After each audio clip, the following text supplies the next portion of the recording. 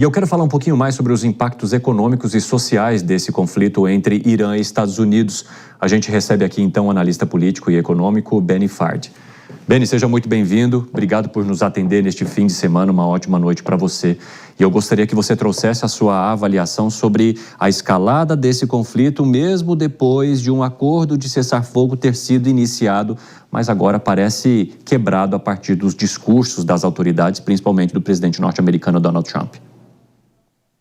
Boa noite, Evandro. Boa noite a todos que nos acompanham. De fato, o que o regime dos ayatollahs faz é usar o tempo a seu favor. É um dos maiores desafios do Ocidente democrático, e nós nos incluímos nele, é que nós prestamos contas à sociedade, nós temos imprensa livre, nós temos eleições, a opinião pública efervesce na democracia enquanto livre, e a gente tem esse desafio de ter a opinião pública muito dividida sobre esse conflito. Do lado de lá, esse ponto não existe, porque o Irã, historicamente, há 47 anos, oprime seu próprio povo, assassinou mais de 50 mil pessoas nas manifestações do começo desse ano. O povo iraniano foi assassinado nas ruas por protestar contra o regime e reiteradamente comete crimes contra a humanidade. E, de certa forma, usa barganhas político-diplomáticas, tentando trazer coalizões, grupos, forças-tarefas, aciona a ONU de forma bastante demagógica para tentar sensibilizar o mundo e colocar em xeque a sua posição. O problema, Evandro, é que ao longo das décadas a sociedade ocidental passou a relativizar o mal. E a gente está tratando aqui de um regime ditatorial sanguinário que massacra o seu próprio povo e financia terroristas ao redor do mundo, especialmente braços armados como o Hezbollah e o Hamas. Então, o que a gente tem é essa assimetria. O Irã joga o jogo do empurra para frente, está literalmente enrolando Donald Trump, buscando ganhar tempo, porque ele sabe que existem as eleições de meio termo em novembro agora nos Estados Unidos, e caso Donald Trump perca a maioria no Congresso, no Senado e na Câmara dos Deputados, perde força, perde hegemonia. Então, o Irã está apostando as suas fichas nisso, apesar de muito enfraquecido. Do outro lado, a gente tem um presidente que, apesar de todas as suas características e imperfeições, está fazendo o que precisa ser feito. Donald Trump, na institucionalidade do cargo, está exercendo o poder da supremacia estadunidense, a maior potência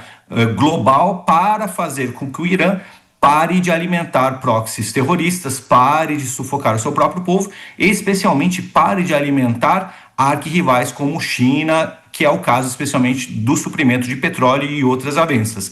Então a gente tem esse conflito e esse cessar-fogo frágil, Evandro, especialmente porque o lado de lá, o regime dos ayatollahs e da Guarda Revolucionária, há 47 anos repete o mesmo modus operandi. Espera que o presidente dos Estados Unidos e de outras nações que os pressionam sejam pressionados domesticamente pela opinião pública, cedam de alguma forma, deixem esse assunto Irã para lá, e eles continuam perpetrando seus malfeitos contra o seu próprio povo e contra a circunvizinhança regional. Benny, eu queria tirar uma dúvida contigo que nós debatíamos ao longo dessa semana aqui, quando os conflitos voltaram a escalar. Porque antes desses ataques dos Estados Unidos em ações coordenadas com Israel ao território iraniano e também ali ao sul do Líbano, a gente acompanhava várias manifestações do povo iraniano ou de parte desse povo contra o regime dos ayatollahs. Depois, paramos de ouvir notícias sobre essas manifestações. Muito naquela história, para alguns analistas, de que a guerra ou o risco acaba unindo o povo novamente ao regime, mesmo com esse regime maltratando parte dessa população. Você concorda com essa análise e entende dessa maneira também, hein, Benny? Eu vou tomar a liberdade de discordar, Evandro. Eu sou um iraniano nato, vim para o Brasil jovem e tenho parentes, todos os meus parentes ainda moram lá. Evandro, durante os 3 primeiros meses da guerra, todas as comunicações com o Irã foram cortadas pelo regime dos ayatollahs. Nós não conseguíamos contato com ninguém, nenhum parente, a gente não sabia se eles estavam vivos ou não. Esse é o regime dos ayatollahs, essa é a ditadura dos sanguinários da Guarda Revolucionária que mentem para o mundo de forma deliberada há 47 anos e não permitem que o seu povo se manifeste livremente. Tanto é que comunicações cortadas fazem com que não se saiba o que está acontecendo no país. Você imagine se isso acontecesse no Brasil. Se por alguma razão Luiz Inácio Lula da Silva decretasse o estado de sítio, cortasse todas as comunicações, criasse uma força paramilitar e começasse a oprimir o povo brasileiro e ninguém de fora soubesse o que está fazendo. Qual seria o sentimento de pais, mães, com o que está havendo na sua casa, na sua sociedade, na sua cidade? Qual é o futuro dessas pessoas? E outro ponto bastante crítico, a força paramilitar, que é da Guarda Revolucionária, possui um contingente de mais de 600 mil homens. Se você computar outros braços da Guarda Revolucionária, passa de 1 milhão de pessoas armadas, truculentas, que perseguem o próprio povo. Então, a demonstração dos assassinatos acontecidos no início desse ano contra o povo que protestava de forma pacífica mostra que as pessoas não têm nem o direito de protestar. E quando você assassina o seu próprio povo e tem mais de 1 milhão de pessoas armadas, uma força paramilitar que pode disparar um tiro a qualquer pessoa que estiver fora de casa, fora dos horários estabelecidos, você não tem protestos. Não se trata de união, Evandro, se trata de fato de amedrontamento, se trata de causar o maior terror psicológico que um povo pode sofrer, que é suas próprias lideranças fazendo retirar de forma gradativa, mas de forma bastante contundente, os seus direitos mais básicos, o direito de ir e vir, o direito de se manifestar, muitas vezes até o direito de sair do próprio país. Então, quando você não tem informação, e isso é muito característico de regimes de ditadores, regimes ditatoriais, essa expressão precisa ser dita. Ayatollah Ali Khamenei era um ditador, Ayatollah Ali Khomeini era um ditador e seu filho Mojtaba é um ditador. Todos eles censuram, mentem, só permitem que entre no Irã aqueles que eles querem, e isso faz com que a imprensa internacional não tenha acesso a informações. E aí começam essas especulações, Evandro. Eu tenho fontes internas do Irã, constantemente a gente recebe informações a despeito dos 3 meses que nós ficamos sem comunicação nenhuma, e a gente sabe que a situação não é essa. Algo como 80%, 90% da população iraniana não quer o regime. E a gente precisa ter isso muito claro. Interessante, viu, Ben? Eu só queria te fazer uma última pergunta, agora relacionada um pouco à questão econômica, porque toda vez que há uma intensificação dos conflitos, uma arma que o Irã percebeu que tem de maneira muito eficaz é o Estreito de Hormuz e o fechamento ali daquela região importante para passagens de navios do mundo todo e que também influenciam diretamente no valor do petróleo ao redor do mundo. Como é que você avalia a utilização desse dispositivo cada vez que o desentendimento com Donald Trump vier à tona?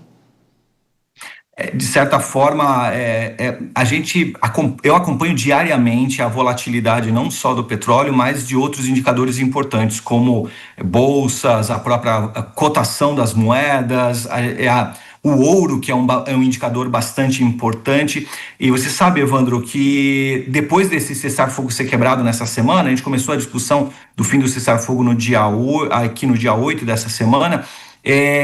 O dólar, o barril do Brent bateu ali na casa dos $80, teve um salto de algo como 7%, mas ele arrefeceu, agora ele está na casa dos $76 o barril do Brent e 71 o barril do WTI. E a gente percebe que outros indicadores financeiros não se comportaram de forma tão volátil como poderiam ter se comportado. O que isso indica? Indica que há 2 movimentos. O movimento de redistribuição de fornecimento de energia no mundo, e aí o Brasil, os Estados Unidos entram como protagonistas na exportação de petróleo e de outros subprodutos, o próprio gás natural liquefeito. A gente tem o desafio dos fertilizantes, que ainda não fez preço na inflação global. É importante lembrar que algo como 1/3 para mais do fertilizante do mundo, consumido no mundo, vem do Oriente Médio. Então, a gente tem esse desafio, o choque inflacionário dos fertilizantes, que impacta alimentos, ainda não chegou. Mas o que eu quero dizer existem 2 vetores. O vetor de redistribuição, que a gente percebe que não é tão grave quanto poderia ser.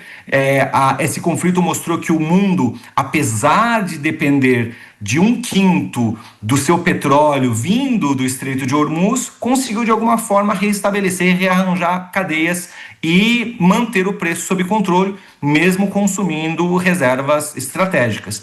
O outro ponto houve uma guinada muito forte ao longo do último ano, especialmente após a Guerra dos 12 Dias, por energias renováveis. Então, os países, as nações estão buscando alternativas ao petróleo.